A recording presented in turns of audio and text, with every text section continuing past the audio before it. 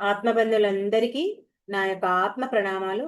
ఇంత గొప్ప ధ్యాన జ్ఞాన మార్గాన్ని మనకు అందించిన మహాత్ములైన బ్రహ్మర్షి పితామహ పత్రిజీకి, నాకు జ్ఞానాన్ని అందించిన బ్రహ్మర్షి తటవర్తి వీర రాఘరగర్ దంపతులకు ఆత్మ ప్రణామాలు తెలుపుకుంటూ ఈరోజు కార్యక్రమాన్ని మనం మొదలు పెట్టుకుందాం మాస్టర్స్.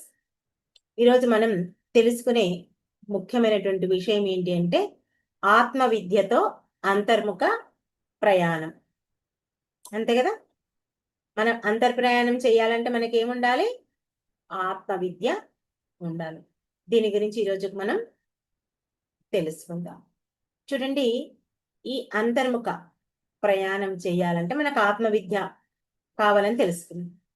ఇది కేవలం ఒక ఆధ్యాత్మిక అంశం మాత్రమే కాదు.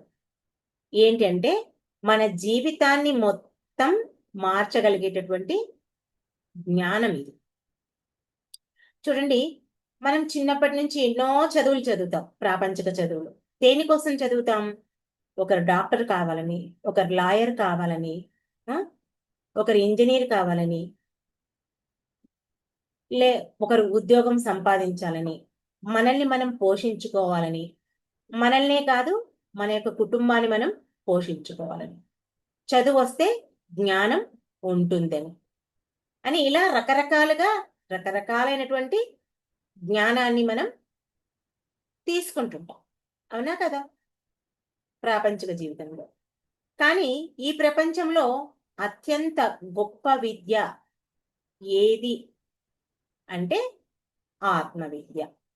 అంటే ప్రాపంచిక విద్య ఉంటేనే మనకు ఆధ్యాత్మిక విద్య కూడా వస్తుంది. ప్రాపంచిక విద్య లేని ఆధ్యాత్మిక విద్య రాదు. నువ్వు చదువుకోవాలంటే ఆలు గుణింతము, ఇప్పుడు ఈ అక్షరాలు చదవాలంటే మనం ఆ ప్రాపంచిక విద్య ఉండాలి. కానీ ప్రాపంచిక విద్య కంటే అతి గొప్పదైంది ఆధ్యాత్మిక విద్య. ఎందుకంటే ఈ మిగిలిన అన్ని విద్యలు బయట ప్రపంచాన్ని తెలుసుకోవడానికి మనకు బాగా ఉపయోగపడతాయి. కానీ ఈ ఆత్మ విద్య అనేది మనల్ని మనం తెలుసుకోవడానికి మనకు ఉపయోగపడుతుంది. నువ్వు ప్రాపంచిక విద్య ఎంత చదివినా నిన్ను నువ్వు తెలుసుకోలేవు. కేవలం ఆధ్యాత్మిక విద్య నేర్చుకుంటేనే, ఆ ఆత్మజ్ఞానాన్ని పొందితేనే నిన్ను నువ్వు తెలుసుకోగలవు. మరి ఈ ఆధ్యాత్మిక విద్య కష్టం, చాలా చాలా కష్టం. ఎందుకు కష్టం అంటే ఈ ప్రాపంచిక విద్యాల్లో మనం ఏ ఇయర్కు ఆ ఇయర్ పుస్తకాలు చదివితే మనకు సరిపోతుంది. 1వ క్లాస్లో కొన్ని పుస్తకాలు, 2వ క్లాస్కి వచ్చామంటే కొన్ని పుస్తకాలు. అవునా? మరి ఆ పరీక్షలకు కొన్ని మార్క్స్ నిర్ణయించుంటారు. మనకు ఆ మార్కులకు సరిపడా మన యొక్క జ్ఞానాన్ని సంపాదిస్తే చాలు.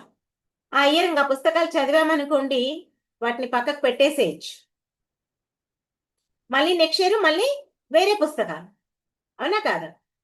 అది ప్రాపంచిక విద్యలో ఏ క్లాసుకు ఆ క్లాస్ పుస్తకాలు చదువుతుంటాము, ఆ పుస్తకాల్ని పక్కకు పెడుతుంటాం. అది ప్రాపంచిక విద్య. కానీ ఈ ఆధ్యాత్మిక విద్యలో కేవలం పుస్తకాలు చదవడం మాత్రమే కాదు కాదు సరిపోదు. ఇంకా ఏం చేయాలి? నీవు ఎన్ని రోజులైనా, ఎన్ని సంవత్సరాలైనా, నీ యొక్క తుది శ్వాస వరకు నీవు ఆ ఆధ్యాత్మిక జ్ఞానానికి సంబంధించిన పుస్తకాలన్నిటినీ నీ దగ్గరే ఉంచుకోవాలి కదా. ప్రాపంచిక జీవితంలో ఏం చేస్తాం మనం? అవి సగం రేటుకి అమ్మడమో, లేదా మనకు తెలిసిన వాళ్ళకి ఇవ్వడమో ఏదో ఒకటి చేస్తాం. లేదంటే కిరాణం షాప్లో పొట్లాలు కట్టినకే అమ్మేస్తుంటారు. ఏదో ఒకటి మనం చేసేస్తుంటాం. కానీ ఈ ఆధ్యాత్మిక జ్ఞానానికి సంబంధించిన పుస్తకాలు ఏ ఒక్కటి మనం తీసేయద్దు. ఎంత పాతమైనా సరే అట్లాగే జాగ్రత్తగా పొందుపరుచుకోవాలి. ఎందుకంటే మనకు ఇప్పుడు తెలిసిన జ్ఞానము కొన్ని రోజుల తర్వాత ఆ పుస్తకాలను తెరిచి చూస్తే ఎంతో జ్ఞానాన్ని అందుకుంటాం. మనం ఇప్పుడు ఒకలాగా అర్థమవుతుంది, కొన్ని రోజుల తర్వాత ఇంకోలాగా అర్థమవుతుంది. మనకు మనం గమనించుకుంటే ఇప్పుడు చూస్తున్నాం. ధ్యానానికి వచ్చిన కొత్తలో ఈ మాత్రం మనకు అర్థమవుతున్న పుస్తకాలు.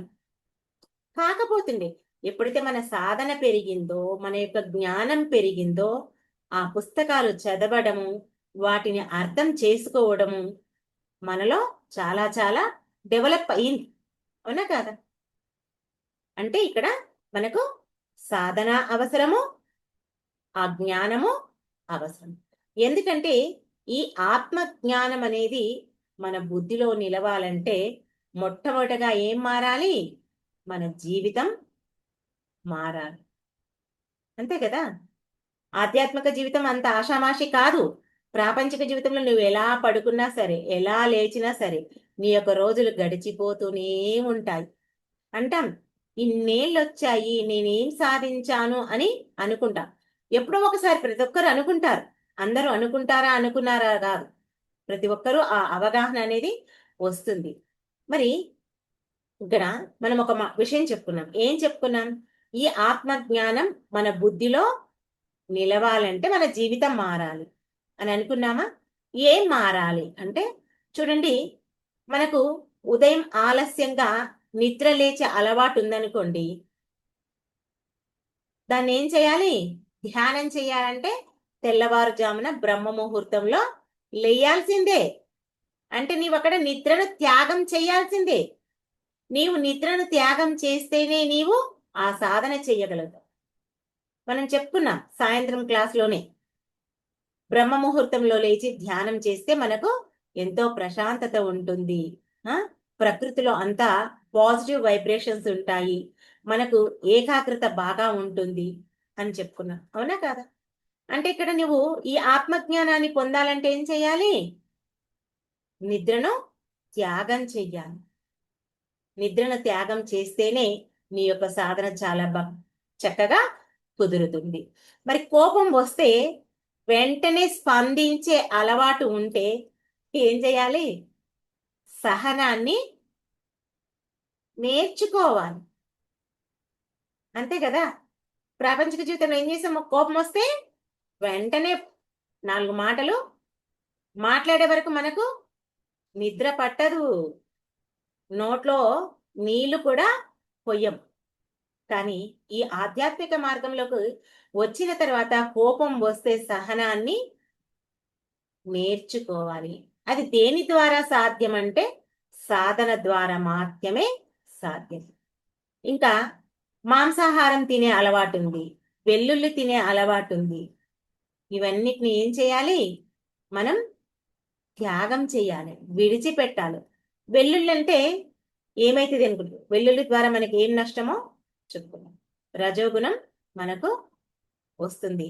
రజోగుణం ఉండడం వల్ల హింసా భావన కూడా ఉంటుంది. అంటే ఇక్కడ మాంసాహారం తినడం అంటే ఇతరులను హింసించడంతోనే మనకు, కాబట్టి దాన్ని కూడా విడిచిపెట్టాలి. మాంసాహారం తినేదాన్ని కూడా విడిచిపెట్టాలి. ఇది కూడా ధ్యానం ద్వారానే మనకు సాధ్యం అవుతుంది. మరి అంటే ఆత్మ విద్య అంటే కేవలం వినడం కాదు, మన యొక్క జీవిత విధానాన్ని మనం మార్చుకోవాలి. ఎన్నో అలవాట్లను చూడండి, ఈ ఆత్మ విజ్ఞానం, ఆత్మ జ్ఞానం అంటున్నాం, ఆత్మ విద్య అంటున్నాం. ప్రాపంచిక జీవితంలో మనం రోజు జీవించే జీవితం జీవిస్తుంటాము. కానీ ఒక ముఖ్యమైన పండగ రోజు అనుకోండి, లేదా మన యొక్క పెళ్లి రోజు అనుకోండి, లేదా మన యొక్క పుట్టినరోజు అనుకోండి, ఆ రోజు ఎంత ప్రాముఖ్యతను మనం ఇస్తుంటాం కదా? అలాగే ఆ ప్రాపంచిక జీవితంలో ఆ రోజులకు, ఒక పెళ్లి రోజు కానీ, ఒక పుట్టినరోజు కానీ, ఒక పండుగ కానీ నీవెంత ప్రాముఖ్యాన్ని ఇస్తున్నావో, ఈ ఆధ్యాత్మిక మార్గంలో ఈ ఆత్మ విద్యను అందుకునేటప్పుడు కేవలం వినడమే కాదు, నీ యొక్క జీవిత విధానాన్ని నీవు మార్చుకోవాలి. ఆ జీవిత విధానం మార్చుకోవాలంటే మహాత్ములు ఒకే ఒకటి చెప్తున్నారు. ఏం చెప్తున్నారు అంటే సాధన, సాధన, సాధన. నీవు సాధన చెయ్యడం వల్లనే నీ యొక్క జీవితంలోని అలవాట్లను మార్చుకోగలుగుతావు. కష్టం ఉంటుంది. నువ్వు మార్చుకోవడమో ఇక్కడ నీ యొక్క అలవాట్లను మార్చుకోవడం చాలా కష్టంగా ఉంటుంది. కానీ కష్టపడింది ఏది మనకు రాదు కదా. ఆ విషయం మనందరికీ తెలుసు. ఈ ప్రపంచంలో ఏ విజయమైనా సరే మనం కష్టపడితేనే వస్తుంది. చూడండి, ఒక విద్యార్థి ఫస్ట్ ర్యాంక్ రావాలంటే చేయాలి, ఎంతో కష్టపడి చదవాలి. ఒక రైతు మంచి పంటను అందరికంటే ఎక్కువ సంచులు ఆ ధాన్యాన్ని పండించాలంటే ఎంతో శ్రమ కోర్చి రాత్రనక పగలనక కష్టపడి ఆ భూమికి నీళ్లు పట్టడం, ఆ పండించే ఆ చేని దగ్గర నీళ్లు పట్టడం కానీ, మొక్కల్ని ఆ కలుపు మొక్కల్ని ఏరివేయడం కానీ, ఎలాంటి జంతువులు ఆ పొలంలో తినకుండా ఎన్నో రకాలైనటువంటి శ్రమకు ఓర్చుకుంటేనే అతడు చక్కటి ధాన్యాన్ని పండించగలుగుతాడు. ఒక మంచి కళాకారుడు కావాలంటే సాధన చేయాలి. అంటే కళాకారుడు అంటే సంగీతం అనుకోండి, నాట్యం అనుకోండి, ఏదైనా సరే మనకున్నటువంటి 64 కళలలో ఏ ఒకటి మనం ప్రావీణ్యత సంపాదించాలంటే దానికి ఎంతో కష్టపడితేనే మనం దాంట్లో విజయాన్ని పొందుతాం. మరి అలాగే ఈ ఆత్మజ్ఞాని కావాలి అంటే నిరంతర ధ్యానం కావాలి, సత్సంగంలో పాల్గొనాలి, మన యొక్క స్వయం పరిశీలన, స్వపరిశీలన, ఈ మూడు ఉండాలి. ధ్యానము, సత్సంగము, స్వపరిశీలన, ఈ మూడు ఉంటేనే మనం ఆత్మజ్ఞాని కావడానికి అవకాశం ఉంటుంది. బ్రహ్మ విద్య చాలా కష్టమైందే, కానీ దాని ఫలితం ఎంతో అమూల్యం కదా. జ్ఞానం పొందిన వాడికి పొందని వాడికి ఎంత తేడా ఉంటుంది. ఒక వ్యక్తి మాట్లాడుతుంటే ఒక 20 మందో 10 మందో విన్నారనుకోండి ఎంతో శ్రద్ధగా, అంటే ఆ జ్ఞానం ఎంత అమూల్యమైంది మనం చూస్తున్నాం. పత్రికారు మాట్లాడుతుంటే పిన్ డ్రాప్ సైలెంట్ గా అందరూ వింటారు. ఎందుకు అంటే వాళ్ళు అందించేటటువంటి అమూల్యమైనటువంటి జ్ఞానం. కాబట్టి ఈ ఆత్మ విద్య, ఈ బ్రహ్మ విద్య ఎంతో చాలా ముఖ్యమైంది, అమూల్యమైంది.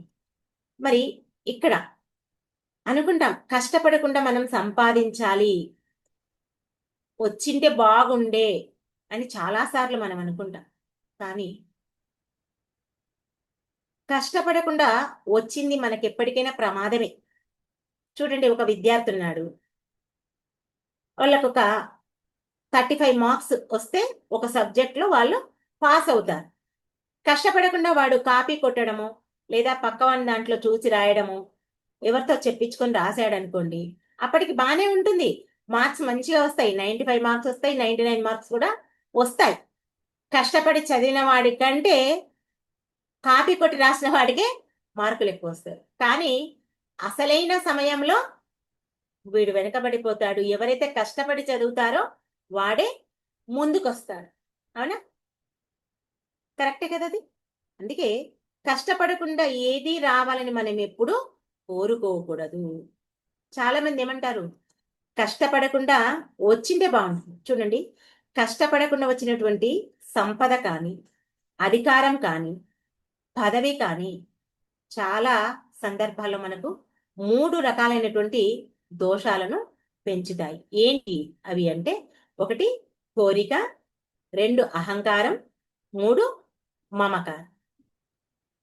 మనకు శ్రమ లేకుండా ఏదైనా వస్తే దాని విలువ మనకు తెలియదు. ఎందుకు తెలియదు అంటే, మనం కష్టపడకుండా తీసుకున్నాం, ఒకటి వచ్చింది మనకు అంటే ఇంకా కావాలనే కోరిక మనకు పెరుగుతుంది. కష్టపడి ఏదైనా సంపాదించామనుకోండి, అమ్మా ఇంత కష్టపడ్డా చాలు, నేను కష్టపడ్డా, దానికి రావాల్సిందేదో వచ్చిందని తృప్తిగా ఉంటుంది. ఇంకా ఏమవుతుంది అప్పుడు, కష్టపడకుండా వచ్చిన దానికి కోరిక పెరగడమే కాకుండా నాలాంటి వాడు ఎవరూ లేరు, నన్ను మించిన వాడు ఎవరు లేరు, నేను కనుక సంపాదించాను అనే అహంకారం పెరుగుతుంది. ఇంకా ఇది నాదే అనే మమకారం కూడా పెరుగుతుంది. మనం 3 చెప్పుకున్నాం: కోరిక, అహంకారం, మమకారం. అంతే కదా? ఈ 3 మనకు పెరుగుతాయి. ఈ 3 కలిసినటువంటి మనిషిని ఏమవుతాయి? ఆటోమేటిక్ గా దుఃఖంలోకి పడేస్తాయి. 3 పనికిరానివే కదా: అతి ఆశ, అహంకారం, మమకారం. మనం ఈ మూడింటిని ఒకటే విషయంలో మనం గమనించవచ్చు. ఎక్కడ అంటే మహాభారతంలో ఎంతో అద్భుతంగా ఈ యొక్క సన్నివేశం మనకు కనిపిస్తుంది. చూడండి, దుర్యోధనుడు రాజ్యాన్ని సంపాదించలేదు. అతనికి అది వారసత్వంగా ఆ యొక్క రాజ్యం లభించింది దుర్యోధను. ఇంకా అక్కడి నుంచే మొదలైంది. ఏంటి? ధృతరాష్ట్రుడు తండ్రి, దుర్యోధను యొక్క తండ్రి ధృతరాష్ట్రుడి యొక్క మమకారం పెరిగింది. ఏం కావాలి? ఏం మమకారం పెరిగిందంటే, నా కొడుకే రాజ్యానికి రాజు కావాలి అని అనుకున్నాడు. ఎప్పుడైతే ధృతరాష్ట్రునికి ఆ కోరిక కలిగిందో, ఆ కోరిక కొడుకుతో విన్నవించోడో, అప్పుడు దుర్యోధనునికి అహంకారం పెరిగింది. ఎలాంటి అహంకారం పెరిగింది? నేనే యువరాజును, నన్నెవరు ఆపగలరు అనుకున్నాడు. ఆ రాజ్యం మీద కోరిక కలిగింది. రాజ్యం మీద కోరిక ఉండడం వల్లనే పాండవులు కనీసం 5 ఊర్లు ఇవ్వమన్నా కూడా ఇవ్వను అన్నాడు. ఊర్లే కాదు, సూది మొన మోపేంత భూమిని కూడా నీకు ఇవ్వను అని చెప్పేసి పాండవులకు ఛాలెంజ్ చేశాడు. పాండవులకి ఏమి ఇవ్వకూడదని పూర్తిగా నిర్ణయించుకున్నాడు. ఇక్కడ మనం ఈ విషయంలో గమనించాల్సింది ఏంటి అంటే, ధృతరాష్ట్రుని యొక్క మమకారం. ఆ మమకారం ఏమైంది? తండ్రిని నాశనం చేసింది. అహంకారం వల్ల కొడుకైనటువంటి దుర్యోధన్ని నాశనం చేసింది. కోరిక ఉండడం వల్ల మొత్తం కౌరవ వంశాన్ని నాశనం చేసింది. అంతే కదా? అందుకే కష్టపడింది మనకి ఏది రావాలని కోరుకోకూడదు. కష్టపడకుండా వాళ్లకు ఈజీగా వచ్చేసింది రాజ్యం. అందుకే ధృతరాష్ట్రుని మమకారం, దుర్యోధనుని అహంకారం వాళ్ళిద్దరి కోరికని, వాళ్ళ యొక్క వంశాన్ని సర్వనాశనం చేసింది. అందుకే మహాభారతం మనకు చెబుతున్నది ఏంటి అంటే, చివరికి గెలిచేది ధర్మమే. అసత్యము, అధర్మము గెలవదు గాక గెలవదు. మరి ఇక్కడ ఒక విషయం గుర్తించవచ్చు. ధర్మం అంటే ఏంటి అంటే, మనకు ధర్మం అంటే మతం అనిపిస్తుంది. కానీ ఇక్కడ ధర్మం అంటే మతం కాదండి.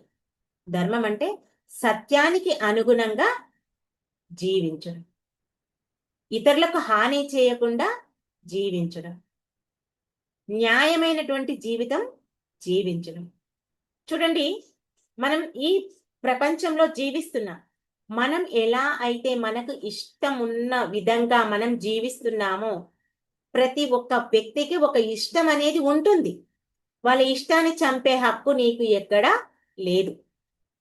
నీకు ఇష్టం ఉన్నట్లు నీవు ఎలా అయితే జీవిస్తున్నావో, ఇతరులు కూడా అలాగే జీవించాలని నీవు భావించాలి. అదే ధర్మం. అంటే ధర్మం అనేది భగవంతుని యొక్క చట్టం. దాన్ని ఎవ్వరూ ఎట్టి పరిస్థితిలో మార్చలేరు కాక మార్చలేరు. అదే శంకరాచార్యులు భజగోవిందంలో ఏం చెప్తున్నారు అంటే, మాకురు ధనజన యవ్వన గర్వం హరితి నిమిష కాల సర్వం. అంటే ఇక్కడ ధనం ఉందని నువ్వెప్పుడు గర్వపడవద్దు. నాకే ఇంతమంది బంధువులు ఉన్నారని గర్వపడవద్దు. నేను యవ్వనంలో ఉన్నానని గర్వపడు. ఎందుకంటే ఈ కాలం అనేది ఒక్క క్షణంలో ఇవన్నీ తీసుకుపోతుంది. నీ యొక్క ధనము తీసుకుపోగలుగుతుంది, బంధువులను తీసుకుపోగలుగుతుంది, నీ యొక్క యవ్వనాన్ని తీసుకుపోగలుగుతుంది. నిజంగా చూస్తే ఈ ధనం శాశ్వతమా? ధనం శాశ్వతం కాదు. ఈ శరీరము శాశ్వతం కాదు, బంధువులు శాశ్వతం కాదు. మరి ఏంటి శాశ్వతమయ్యింది అంటే, కేవలం జ్ఞానం మాత్రమే శాశ్వతం. ఎందుకు అంటే, మనం ఈ శరీరానికి సంబంధించినటువంటి ఎన్ని ఆస్తులు సంపాదించినా, ఏది సంపాదించినా, ఒక కుటుంబాన్ని అనుకోండి, స్నేహితులను అనుకోండి, బంధువులను అనుకోండి, ప్రాపంచిక జీవితంలో ఏది సంపాదించినా అది ఈ జన్మ వరకే ఉంటుంది. నీవేదైతే ఆత్మకు ఉపయోగపడే జ్ఞానాన్ని సంపాదిస్తావో అది మాత్రమే నీకు జన్మ జన్మలకు వస్తుంది. ఆ జ్ఞాన సంపదే నీకు జన్మ జన్మలకు ఉపయోగపడుతుంది. అందుకే ఇక్కడ ఆధ్యాత్మిక జ్ఞానం అనేది చాలా చాలా గొప్పదైంది. బుద్ధుడు ఇక్కడ ఒక సత్యం చెప్పాడండి. ఏంటంటే, కోరికే దుఃఖానికి మూలం. అంతే కదా. మన యొక్క దుఃఖానికి కారణం ఏంటంటే మనకున్న కోరికలే. దాన్నే తృష్ణ అంటారు. తృష్ణ అంటే కోరిక. కోరిక నెరవేరకపోతే ఏమవుతుంది? మనకి ఎంతో బాధ కలుగుతుంది. అదే నెరవేరింది అనుకోండి, ఇంకో కోరిక వెంటనే పుడుతుంది. ఒకటి తీరిన వెంటనే ఇంకో కోరిక మీకు పుడుతుంది. కోరిక తీరకపోయినా బాధే, కోరిక తీరినా బాధే. అరే, కోరిక తీరితే బాధ ఎందుకు ఉంటుంది అలా చెప్తున్నారు అని అనుకోవచ్చు. ఎందుకంటే ఆ కోరిక తీరిన వెంటనే ఇంకో కోరిక మనలో ఇంకొకటి పుడుతుంది కదా. కాబట్టి నీకాడ ఆ సంతోషం అనేది ఎంతోసేపు ఉండదు. కాబట్టి రెండు పరిస్థితుల్లో నీకు శాంతి ఉండదు. అందుకే మనం ఎప్పుడు కోరికలకు బానిసలం కాకూడదు. అవసరాలు ఉండాలి, తీర్చుకోవాలి. కానీ ఆ అవసరాలలో బంధించే కోరికలు మనకు ఎట్టి పరిస్థితుల్లో ఉండకూడదు. మరి ఇంకా మనకి అహంకారం, మమకారం. మన జీవితంలో ఎక్కువ సమస్యలు ఎక్కడ వస్తున్నాయంటే ఈ రెండు పదాలే. ఏంటివి ఆ పదాలు? అహంకారం, మమకారం. నేను, నాది, నేను చేశాను, నేను సంపాదించాను, ఇది నాది, వీళ్ళు నా వాళ్ళు, నా కుటుంబులు, నా భార్య, నా భర్త, నా తండ్రి, నా అత్తమామలు, నా ఇల్లు, నా కారు, నా బంగళం. ఇక్కడే అహంకారం. ఇక్కడ అహంకారంతో పాటు వెంటనే మమకారం కూడా ఉంటుందండి. ఎందుకంటే నేను, నాది అని చెప్పుకుంటున్నావు కదా. కాబట్టి రెండు వస్తాయి. కానీ ఎవరు ఇలా అనుకునేది అంటే ఒక అజ్ఞాని మాత్రమే అనుకుంటాడు. కానీ జ్ఞాని ఏం చేస్తాడు? కేవలం నేను ఒక పనిముట్టును, ఒక పరికరాన్ని మాత్రమే. నాలో ఆ దైవ శక్తి ఉంది, ఆ దైవ కృప వలనే నేను ఈ విధంగా ఉండగలిగాను. ఇదంతా నాకున్నదంతా ఆ పరమాత్మదే. ఆ పరమాత్మ పెట్టిన దాంట్లో నేను ఒక బుక్క తింటున్నాను అని అనుకుంటాడు ఒక జ్ఞాని. ఎప్పుడైతే జ్ఞాని ఇలా అనుకుంటాడో అతనిలో ఏమాత్రం అహంకారము ఉండదు, మమకారము ఉండదు. ఎప్పుడూ తను ప్రశాంతంగా ఉంటాడు. ఇంకేం చేస్తాడు? ప్రశాంతంగా ఉన్నప్పుడు ఆ సత్యాన్ని తెలుసుకోవడం మొదలు పెడతాడు. అంతే కదా. ఇవన్నీ మనం నేర్చుకోవాలి. మరి ఈ కలియుగంలో మనిషి అసత్యాన్ని సత్యమని భావిస్తున్నాడు. అంతే కదా. ఏమనుకుంటున్నాడు? ఈ శరీరమే నేను అనుకుంటున్నాడు. ధనం ఉంటేనే నన్ను అందరూ మంచిగా చూసుకుంటారు. నా కొడుకు కానీ, కోడలు కానీ, లేదా బంధువులు కానీ మంచిగా చూసుకుంటారు. అంతే కదా. నన్ను ఆ ధనమే నన్ను కాపాడుతుంది అనుకుంటున్నారు. నా యొక్క పదివే నాకు గౌరవం అనుకుంటున్నారు. కానీ ఇవన్నీ తాత్కాలికమండి. ఎప్పుడు ఏవి పోతాయో తెలియదు. కేవలం సత్యం మాత్రమే శాశ్వతమైనది. ఎందుకంటే నీకున్నటువంటి శరీరము మారుతుంది, నీవు ఆలోచించే ఆలోచనలు మారుతాయి, నీవు సంపాదించే సంపద మారుతుంది. మారంది ఏది అంటే కేవలం ఆత్మ మాత్రమే మారదు. ఆత్మే నిజమైనటువంటి సత్యం. మరి ఇదంతా బానే ఉంది. ఆత్మే సత్యమైతే ఈ మహాత్ములు ఎందుకు అవతరిస్తున్నారు? మహాత్ముల యొక్క అవతరణ ఎందుకు అనే ఒక విషయం మనకు వస్తుంది ఆలోచన. ఎందుకంటే భగవద్గీతలో శ్రీకృష్ణ భగవానుడు చెప్తున్నాడు, పవిత్రానాయ సాధూనాం వినాశాయ చ దుష్కృతాం ధర్మ సంస్థాపనార్థాయ సంభవామి యుగే యుగే. అంటే సాధువులను రక్షించడానికి, దుర్మార్గులను శిక్షించడానికి, ధర్మాన్ని స్థాపించడానికి ప్రతి యుగంలో నేను అవతరిస్తాను అని శ్రీకృష్ణ భగవానుడు చెప్పాడు. చెప్పిండే కాకుండా ఇంకొక మాట చెప్పిండు, ఈ అవతారంలో అంటే ఒకే రూపంలో నేను ఒకటే అవతారంలో ఎప్పుడూ ఉండను, రకరకాల అవతారాల్లో నేను అవతరిస్తుంటాను. ఒక రాముడిగా, ఒక కృష్ణుడిగా, ఒక బుద్ధుడిగా, ఒక సద్గురువుగా, ఒక శంకరాచార్యుడిగా, ఇలా రకరకాలుగా ఈ భూమి మీదకి నేను వస్తాను, రావడానికి నాకు అవకాశం ఉంది. అంటే ఈ సత్యాన్ని బోధించే ప్రతి ఒక్క మహాత్ముడు ధర్మస్థాపన కోసమే చూస్తాడు. అంటే ఆ భగవంతుడే మనల్ని అలా పంపిస్తాడు. అందుకే పత్రిజీ బోధించినటువంటి సత్యం ఏంటి అంటే ఒకే ఒక మాట చెప్పాడు, భగవంతుడు ఎక్కడో లేడు, నీలోనే ఉన్నాడు. ఒక పత్రిజే కాదండి ఈ విషయం చెప్పింది, నీలోనే భగవంతుడున్నాడు అని వేదాలు చెప్తున్నాయి, ఉపనిషత్తులు చెప్తున్నాయి. గొప్ప గొప్ప మహానుభావులు ఇప్పటి వరకు ఎవరెవరైతే ఈ భూమి మీదకి వచ్చారో ప్రతి ఒక్కరూ చెప్పిన మాట ఇదే. అది మనకు అర్థమయ్యే భాషలో పూర్తిగా వివరణ ఇచ్చింది ఎవరు అంటే బ్రహ్మర్షి పితామహ పత్రిజీ మాత్రమే బల్లగుద్ది చెప్పాడు, నీలోనే ఆ భగవంతుడు ఉన్నాడు అని. ఈ విషయం మనకు తెలియక బయట వెతుకుతున్నాం. బయట వెతుకొద్దు, మన అంతరంగంలోనే ఆ భగవంతుడున్నాడు. ధ్యానం ద్వారా మాత్రమే నీవు ఆ భగవంతుణ్ణి అనుభవించగలుగుతావు అని చెప్తున్నాడు. అందుకే ధ్యానం ప్రతి ఒక్కరికి అవసరం. ఎందుకంటే ధ్యానం చేస్తేనే మనకు ఆ జ్ఞానం అర్థమవుతుంది, ధ్యానం చేస్తేనే మనకు అనుభవం అవుతుంది. చూడండి, ఎక్కడో పుస్తకంలో చదివాం, ఏమని చదివాం, తేనె తీపి అని. అవునా? తేనె తీపి అని చదివినప్పుడు చదువుకుంటే సరిపోతుందా? దాన్ని టేస్ట్ చేస్తేనే మనకు ఆ విషయం తెలుస్తుంది. అందుకే ఆత్మే సత్యం, ఆత్మే భగవంతుడు అని తెలుసుకున్నంత మాత్రాన అది కాదు. ఏం చేయాలి? ధ్యానం చేసి జ్ఞానం వింటూ ఆ ఆత్మ యొక్క అనుభవాన్ని నీవు సంపాదించాలి. అందుకే ప్రతి ఒక్కరూ ధ్యానం చెయ్యాలి అని చెప్తున్నారు.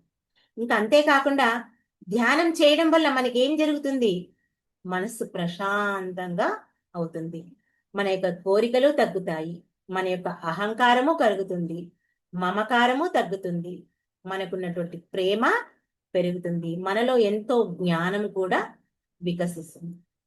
అసలు ఈ మానవ జన్మ యొక్క అసలు ముఖ్య ఉద్దేశం ఏంది? మనం ఈ భూమి మీదకి ఎందుకు వచ్చాం? కేవలం సంపాదించడానికే వచ్చామా? ఇల్లు కట్టుకోవడానికే వచ్చామా? భార్య పిల్లల్ని పోషించడానికే వచ్చామా? వాళ్ళని పెంచడానికే వచ్చామా అని ప్రశ్నలు వేసుకుంటే ఇవి ఏవి కావు. ఇవన్నీ మన జీవితంలో భాగాలు మాత్రమే. కానీ మనకున్నటువంటి ఆ పరమ లక్ష్యం ఏంటి అంటే, మానవ జన్మ యొక్క అసలు ముఖ్య ఉద్దేశం ఏంటంటే సాధన చెయ్యాలి, ఆత్మజ్ఞానం పొందాలి, ఆ పరమాత్మని మనం తెలుసుకోవాలి. ఇవి మర్చిపోతే కనుక మన జీవితం అసంపూర్ణమే. అంతే కదా?